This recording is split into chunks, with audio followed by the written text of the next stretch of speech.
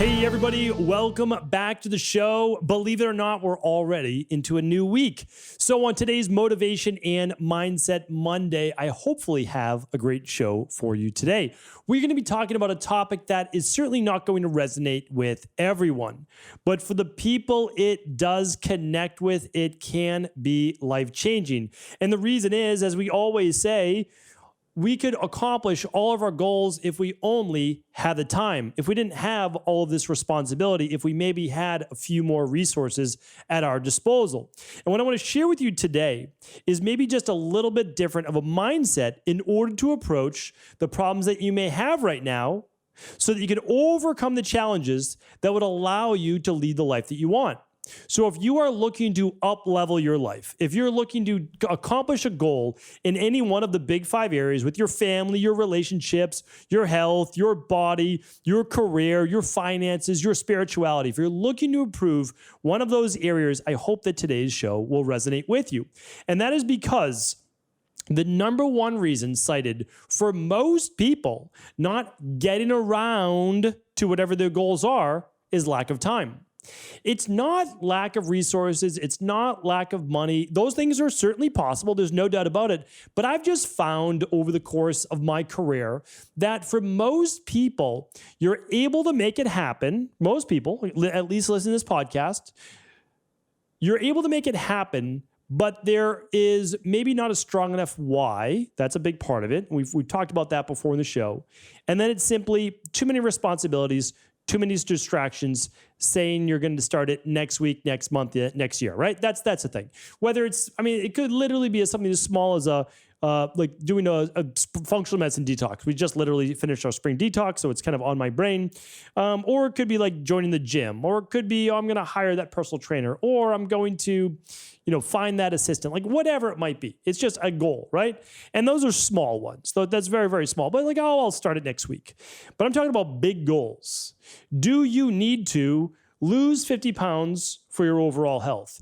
Do you need to clear up an autoimmune issue that's really affecting your entire life? Do you need to make more income so that you could live the life that you wanted to be able to travel, send your kids to whatever schools they want, whatever it might be, right? Like whatever it is, your relationship. Do you need to improve your relationship or find that someone because you feel there's a void in that part of your life? I'm telling you right now, your goals can't be accomplished with a strong enough why and then the actual plan in order to be able to make that why happen. All right, I'm not going to go too deep in the why or the plan. Your why is what would keep you going when you have hit obstacles, challenges, roadblocks to accomplishing your goal. So the thing is, you say, well, I want to be able to lose the weight. Okay. It's not a strong enough why. Like, it's just not, I want to, feel better. Okay. Not a strong enough why. It's just not. Because the problem is, like, it might get you started, but it's not going to say, well, today's a rainy day, I'm not going to go out and go for a jog because maybe you don't belong to a gym, or, I'm tired today, I really don't want to go do my gym workout. It's like it's not a strong enough why. But if your why is strong enough where I need to lose this 50, 100 pounds because if I don't know that I'm going to see my children or grandchildren grow up, right? It's that type of why, and it has to have deep, deep meaning. So again, insert your why for whatever it is. But I'm telling you right now, if the why is not strong enough, the likelihood you carry it through or stick with it and maintain it, not as high. All right. Now you have a strong enough why, but let's see, do you have an actual plan to implement it? Because if you want to lose the weight, great. But if you've tried it before, or a dozen or 2 dozen times, like a lot of the people before they came to us have tried, it doesn't matter how strong your why is if you don't have the right plan. It's nice. The why is strong enough. It's great, but you're just going to get frustrated because you did the whole low carb forever plan, right? Like, and that doesn't work, right? It can work initially, but not forever. So then what do? Well, we need a real plan. So there might be a short-term plan. I was actually just chatting with someone about this the other day in the gym. I 24/7 doing my workout. Someone recognized me and always happy to chat. So chatted with them. They shared the program they were on. And I said, listen, this is literally the difference between short-term results and long-term goals. If your only goal is body transformation, this will work until it doesn't. right? And then that's hard to explain because then I spent a couple more moments discussing it and then they got it. They got it at the end like, okay, yeah, this is an okay plan for 12 to 16 weeks. But what's the plan after that? What's the plan after the plan? That's what people are missing, right? So you need a plan. You need the why, you need a plan. Now, what do you need? The time. You need the time to be able to implement it. Now, honestly, and I'm just using weight loss as just a simple goal today. It doesn't take a lot of time to lose weight. It doesn't. Because the initial part of losing weight is expend more calories than you take in. But that only gets you so far. We've talked about that many, many times in the show. You can't diet yourself into the oblivion, and you can't exercise yourself out till you're exhausted. Because you can't maintain that either, right? So people are like, you just need to eat less. Okay, so what happens to the person that they're eating 1,100 calories? Then they don't lose weight. Well, taking it to 100 calories less is not going to do anything. 100 calories less? No, that's not going to be a needle mover. Okay, so now you're eating 800 calories. How few calories can you take in, right? You need nutrients. After a while, you're just going to be exhausted because your body's so depleted. Okay, well, that's not going to work. So you say, well, I'm going to exercise then more. All right, so you're at an hour a day. Is that sustainable? Maybe. Is 2 hours a day sustainable to break through a plateau? Probably not, right? So that's not sustainable. But in the grand scheme of things, well, what would you do? Well, then you would rebalance your hormones. And I've talked about this on previous shows, so I'm not going to get into this. Is not a weight loss show here today. But really for weight loss, you need to dedicate about an hour a day. Part of it is to getting your meal prep, and part of it is to exercise. And if you do that, you've really done enough. And if you plateau, well, you're going to look at your metabolism, meaning like for the most part, your hormones, rather than just eating less. If you're already eating 12 to 1,600 calories, again, like that's pretty much it. You can't really go lower. You really shouldn't, because you need to get enough nutrients. And then exercising, well, are you doing 30 to 60 minutes a day? Take off a day a week or so. Like again, it's like how dedicated your goal. Not everybody needs to work out a day every day, but if your goal is weight loss, well, then you should move your body. You really should. Like, even if it's just walking initially, no problem at all. Like, that's no problem. But that's not a whole lot of time. And you might say, well, 90 minutes is a lot. Well, sure, like it is, but how big is your why? If it's that important, can you wake up 45 minutes earlier, go to bed 45 minutes earlier? You might be sacrificing what? The evening news, a Netflix show? Is it more important than your why? Hopefully not. So you do 45 minutes in the morning, you do a half-hour meal prep at night. You're done, right? Like that's what, and then again, you're going to take whatever you need to do in order to rebalance your hormones or do whatever you need to do. But again, that's not going to really take time. That's going to take certain lifestyle components, maybe getting more sleep. I'm going to be talking about more the connection between sleep and stress and weight gain on future shows, but that's not today. So that's not even like the best example. Overcoming an autoimmune issue. All right, you're going to follow essentially the DeStress Protocol. You're going to change your diet, your exercise, your stress reduction, your toxin removal. But again, it's not going to take a lot of time, maybe an hour a day. That's it. And you deserve an hour dedicated to yourself. If there are 16 hours in a day, waking hours, and you sleep 8 hours, or you're in bed 8 hours, you have 16 hours. Again, I have a podcast called Missing 6 Hours Per Day. I'm going to link that up today, episode 2278. I would love for you to listen to that show. I really think that show about finding that missing 6 hours per day is also going to be helpful. But today is not necessarily about that.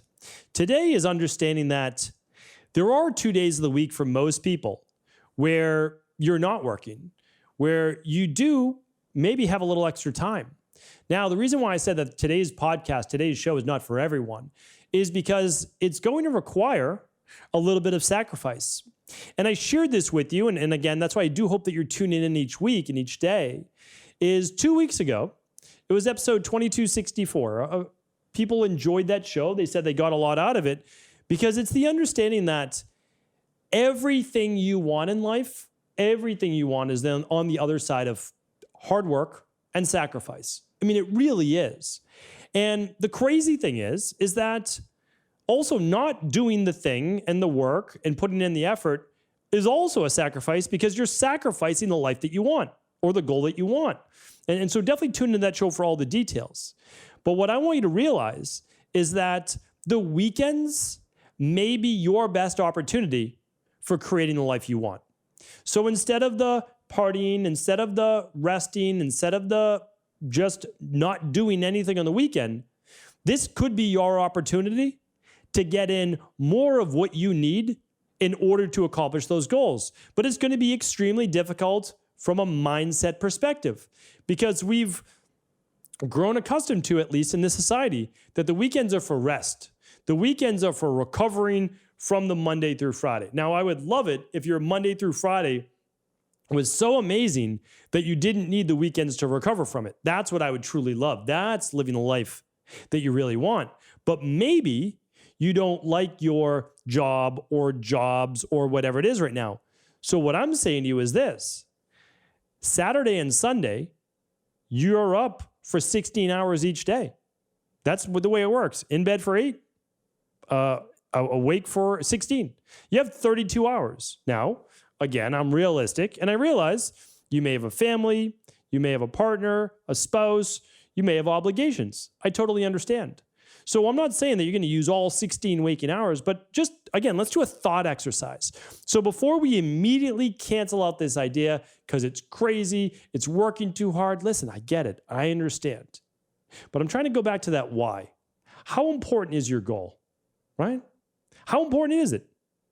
Because if it's really important, then maybe we should just think and open our minds to another possibility. So I'm not saying you're going to work towards your goal of 16 hours. I totally get that. I understand. But let's just think about it. So you have 16 hours a day. You have 32 hours over the course of a weekend. If we think about it, your average job is about what? 40 hours for the week. That's getting pretty close to a full-time job just in 2 days, right?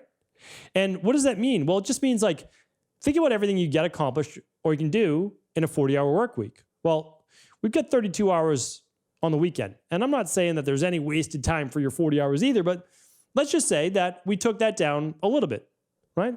Let's say we took it down to only 20 hours for the weekend. So instead of 16 hours, we took it down to 10 hours a day, right? So 10 hours a day instead of 16 hours a day. That's probably a whole lot more realistic, right? We can have our breakfast, lunch, and dinner. We could maybe go to the gym. We could maybe hang out for a couple hours at night. Like all of that makes sense, right? Take 3 hours off before bed. You have some breakfast, lunch, dinner. You can ease into the day however you want. And then it's work. Well, why would you ever want to do this? Well, the reason is, let's say you don't like your job, right? And you want to get a new job, but you need other skills. Well, what would you do? You could study towards that new job. I know many people right now in accounting. I know people who work specific city jobs that are studying for that next level certification. They will earn more and they'll have more job advancement opportunities. I know busy moms and dads who are studying to become certified health coaches or some other profession, and they could do that job also on the weekends, right? So they can do that there. Now, why would you want to work at all on the weekends? That's for relaxing and for family. I totally get it. I understand. And maybe it should be, but it depends on what that why is and that priority. Because if your goal is, my family really needs to earn an extra $25,000 this year, and that would make an enormous difference in our life. Well, if you can't get that raise in your job, how would you make an extra? And let's do the math. $2,000 per month, right? It's about $24,000. Okay.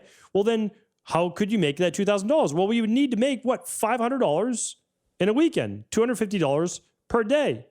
Well, if you got paid $25 an hour and you work 10 of those hours, well, then that would do it, right? Like that would do it on each day. And again, I'm not here to share with you any financial-based advice. That's far from it for me to ever do that for you. I'm not a financial expert. All I'm trying to do is simplify some of the most complicated things that we think about in our life. And what I want to do is I just want to impress upon you, sometimes we're able to create the life that we want if we're willing to sacrifice a certain period of time. I also look at this as maybe you don't need to give up every single weekend, right? Maybe this is a 12-week deal, 90-day period that you have with your partner, spouse, or family.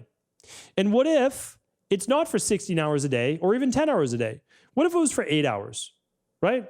What if you worked from 6 a.m. to 2 p.m. on Saturday and Sunday? Not on your regular work, unless that was helping you in some way, but you worked on whatever that goal was that you had to accomplish, whatever it was. Maybe it was doing extra exercise. Maybe it was expending a lot of calories. I don't know. That wouldn't be my plan. But like whatever that goal is, maybe you're looking to write your book, right? Okay, you're looking to write a book. You're looking to start whatever. You're looking to start a podcast. Well, you need to learn how to do that, right? So you need to take a course on it. You need to do something to learn how to do it. Well, if you work from 6 a.m. to 2 p.m., you could take a working lunch if you needed to. And then you're with your family from 2 p.m. to 8 p.m., when maybe the kids went to bed or whatever it was. You're still getting a quality day in there with them. They're seeing their parent as a true, again, kids don't listen to what you say, they watch what you do, and they model that. So now you're working, and your child's like, well, they're working towards something that's really important to them. That's their goal. They realize that it takes hard work in life to accomplish what you want. And they may model that then when they're older. But you're doing it not as a source of pain, as a source of pleasure. You can explain it to your family. This is something that I really want for me. I believe it will benefit all of us, however you want to look at it. But also, writing that book, accomplishing your podcast, looking to get that certification, whatever it might be, it's a finite period of time as well. I'm not asking you to give up your weekends for no reason at all. I'm saying maybe we should think about it in terms of accomplishing the thing that you can't seem to get done with your Monday through Friday. It's all that I'm asking you to think about. If the before work and the after work isn't working either, maybe it's because you're already overwhelmed Monday through Friday. Maybe when you don't have as many thoughts and obligations on your mind with the weekend, that 6 a.m. to 2 p.m. may work. If we do that, we're putting in, 2 8-hour days. That's not bad, right? 16 hours, that's more than a third of a normal work week. You'd be accomplishing what? And it's focused. You'd probably be accomplishing a half a year's of work in a year.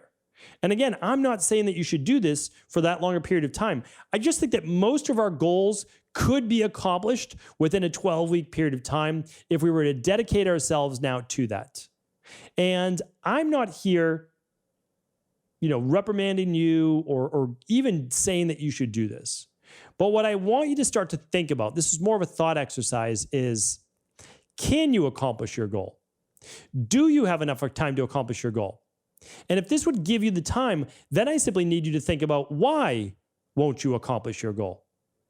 And that's a harder one to live with. It really is, because you're saying, well, I heard this guy present to me a way in which I could take some of my weekend, not even all of my weekend, and dedicate it to the thing that I need to do.